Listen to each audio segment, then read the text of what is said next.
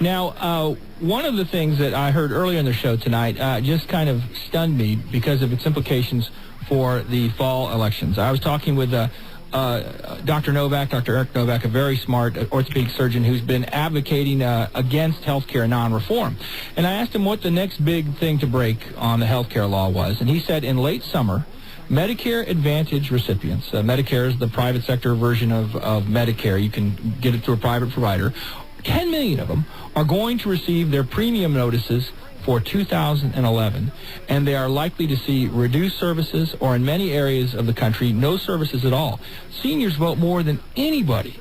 You're going to have 10 million angry seniors. I really think any one of you three is going to beat Boxer. I mean, the dynamic that led Scott Brown to win in Massachusetts is going to be multiplied many times over. If you have 10 million seniors this fall confronted with the fact that they were sold a bill of goods on health care. So I just think that, the argument has been that you're slightly less electable in a general election than the other two. Well, I don't think it matters. No. I think a sentient person who can put together a case against health care is going to get a heck of a lot of votes. Right, and if you look at that alone, I advocated for the repeal and replacement of the Obamacare 4 months ago.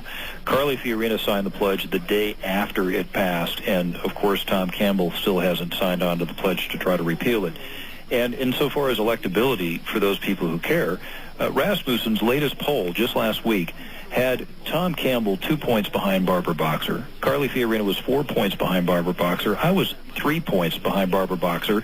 And perhaps even more importantly, on the positive to negative name idea, in other words, do more people like you than dislike you, Tom Campbell was plus 10. Carly Fiorina was plus 2. In other words, barely more people liked her than disliked her. And I was plus 13.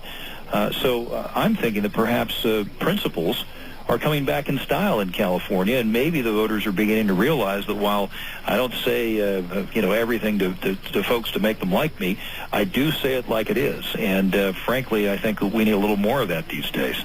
Chuck, thank you as always for coming on. Can you tell folks your campaign website for them to get more information on your candidacy? Oh, absolutely. ChuckDeVore.com, and we're on Twitter at Chuck DeVore, and DeVore for California is my Facebook fan page.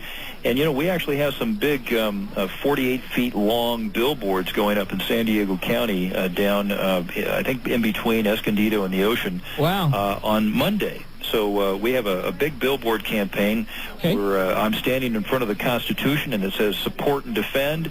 ChuckDeVore.com, U.S. Senate. So very clearly you'll see We the People. It's a stunning image that some conservative friends from Hollywood helped us develop.